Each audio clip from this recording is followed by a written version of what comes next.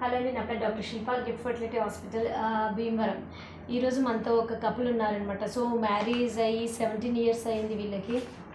So తను age కూడా దగ్గర దగ్గర 40 years అనమాట. సో నా దగ్గరికి వీళ్ళు రీసెంట్గా మేలో వచ్చారు. మేలో వచ్చినప్పుడు పిల్లల కోసం వచ్చారు. సో పిల్లల కోసం వచ్చినప్పుడు ఇప్పటి వరకు మరి మ్యారేజ్ అయ్యి 17 years, 17 సంవత్సరాలు. 17 సంవత్సరాల్లో వీళ్ళ జర్నీ ఏంటి, సో ఇప్పుడు ఏ విధంగా ఏమేమి ప్రాబ్లమ్స్ ఉన్నాయని అనుకున్నారు, ఏ విధంగా ఈ 17 yearsలో అసలు ట్రీట్మెంట్ తీసుకున్నారా లేదా, అసలు ఏ విధంగా వీళ్ళ పరిస్థితి ఉంది, వీళ్ళ మాటలోనే అడిగి తెలుసుకున్నాం. మేమైతే మ్యారేజ్ అయిన 3 years అయితే ఏం మందులు వాడలేదండి. తర్వాత మేము మొదలు పెట్టాం మేడం.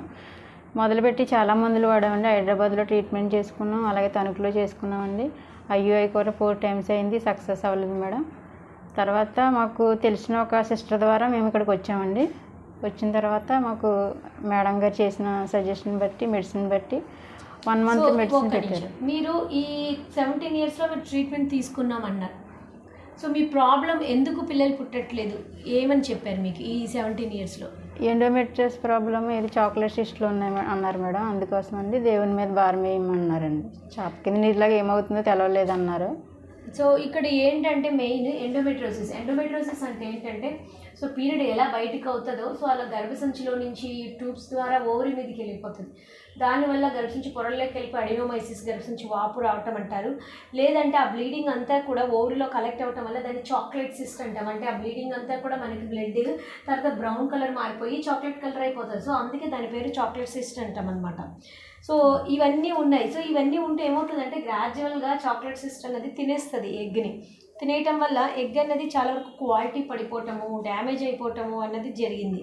సో 17 years వీళ్ళు ట్రీట్మెంట్ తీసుకున్నప్పటికీ కూడా ఈ ప్లస్ ఈ పాలిప్ ఒకటి ఉండింది తినకు. ఇవన్నీ మెయిన్ ఈ ఎండోమెట్రోసిస్ ఇవన్నీ అంటే హార్మోన్స్ ఓవర్గా పనిచేయటం వల్ల ఈ ప్రాబ్లం వస్తుంది. అందుకనే ఎగ్ క్వాలిటీ తక్కువ ఉండటము ఇట్లాంటి కేసెస్, లేదా కొద్దిమందికి ట్యూబ్స్ కూడా డ్యామేజ్ అవుతాయి.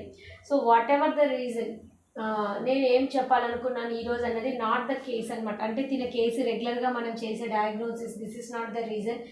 నేను ఏం చెప్పాలనుకున్నాను వాళ్ళు చెప్తారు, విందాం. సో మీరు ఇన్ని సంవత్సరాలకి అసలు మీరు లైక్ ఫస్ట్ టైం మీరు వింటున్నాను అని ఇందాక చెప్పారు, నేను ప్రెగ్నెంట్ అయ్యాను అన్నది.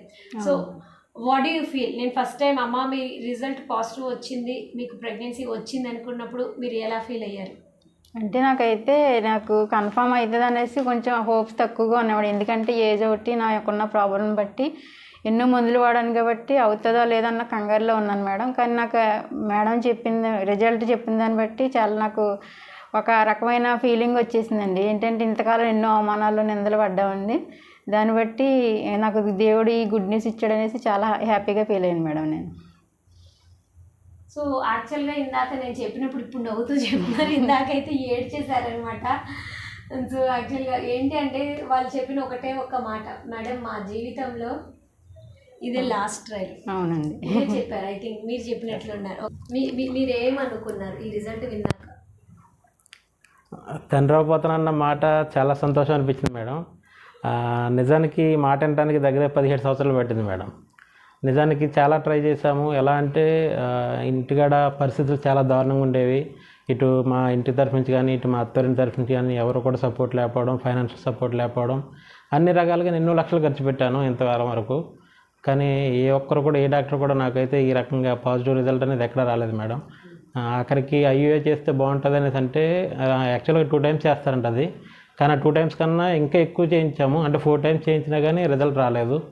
ఏంటి మేడం అనేసి 1 year తర్వాత కూడా అలాగే కంటిన్యూ చేస్తూ అడిగితే ఏం జరుగుతుందో తెలియదు, అన్నీ బాగున్నాయి, మీ టెస్టులు బాగున్నాయి, మేడం టెస్టులు బాగున్నాయి, కానీ ఏం జరుగుతుందో చాప కింద నీరులాగా ఏం జరుగుతుందో తెలియదు, దేవుడి మీద భారం వేసేయండి, అయితే అవుతుంది లేదంటే లేదు, న్యాచురల్గా ట్రై చేయండి అని చెప్పారన్న మేడం.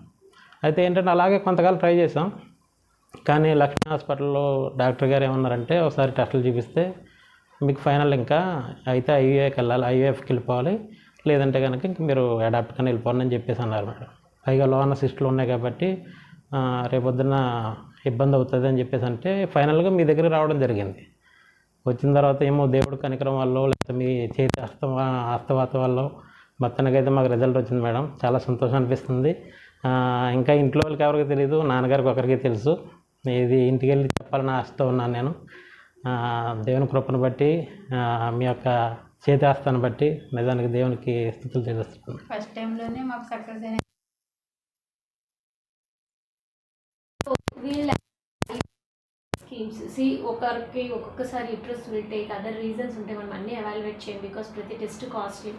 సో ఐవీఎఫ్ అంటే ఎప్పుడు కూడా మినిమం 2 సైకిల్స్ మీరు అంటే వీ వోంట్ అష్యూర్ అనమాట, అంటే ఫస్ట్ సైకిల్ 100% గ్యారెంటీ అయిపోద్ది ఇవన్నీ చెప్పాం, బట్ 1-2 సైకిల్స్ పట్టచ్చండి, will just wait and watch అంటాం అనమాట. సో మనకు కూడా ఎందుకంటే ఫస్ట్ సైకిల్ ముందే అన్ని టెస్ట్లు చేస్తే it will be costly procedure.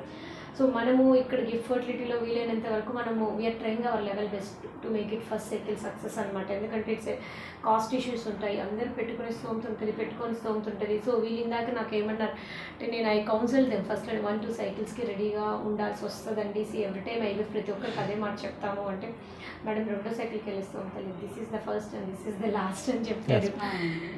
So ఇప్పుడు రిజల్ట్ వచ్చినా కూడా అదే మాట చెప్పారు వాళ్ళు, మేడం ఇదే లాస్ట్, ఇంక ఇట్లా ఉండిపోదాం అనుకున్నాం మేము, ప్రెగ్నెంట్ అవుతాయేం లేకపోతే లేదు అని. But really it was very happy moment for me అనమాట.